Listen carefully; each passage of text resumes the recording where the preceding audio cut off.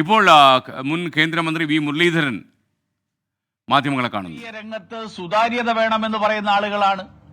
സുതാര്യതയുടെ വക്താക്കളായിട്ടാണ് electoral ബോണ്ടിനെതിരായിട്ട് ഞങ്ങള് case കൊടുത്തത് എന്നാണ് മാർക്സിസ്റ്റ് പാർട്ടിയുടെ നേതാക്കന്മാരൊക്കെ നിങ്ങളുടെയൊക്കെ ചാനലുകളിൽ ഇരുന്നിട്ട് എല്ലാ ദിവസവും അവകാശവാദം ഉന്നയിക്കുന്നത്. ഈ സുതാര്യത കള്ളപ്പണത്തിന്റെ കാര്യം വന്നപ്പോ കരുവന്നൂരില് പാവപ്പെട്ട ജനങ്ങളെ അവരുടെ പേരിൽ കള്ളവായ്പയെടുത്ത് ബിനാമി പേരുകളിൽ കള്ളവായ്പയെടുത്ത് അത് പാർട്ടി നേതാക്കന്മാരുടെ സ്വത്താക്കി മാറ്റുന്ന ഘട്ടം വന്നപ്പോ, പാർട്ടിയുടെ സ്വത്താക്കി മാറ്റുന്ന ഒരു സാഹചര്യം വന്നപ്പോ ഈ സുതാര്യതയൊക്കെ എവിടെ പോയി? അപ്പൊ സുതാര്യത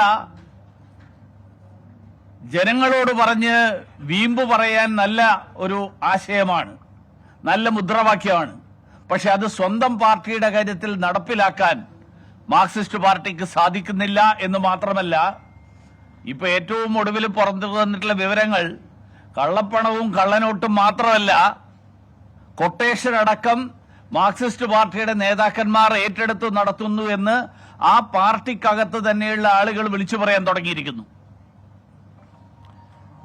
കാരണം ഈ ഇഡിയുടെ അന്വേഷണവും സ്വത്ത് കണ്ടുകെട്ടലും നടക്കുമ്പോ ഇനി മാർക്സിസ്റ്റ് പാർട്ടി നടത്താൻ പോകുന്നത് മോദി വേട്ടയാടുന്നു എന്ന് പറഞ്ഞ് കേരളം മുഴുവൻ സായാഹ്ന ധർണകൾ സംഘടിപ്പിക്കും.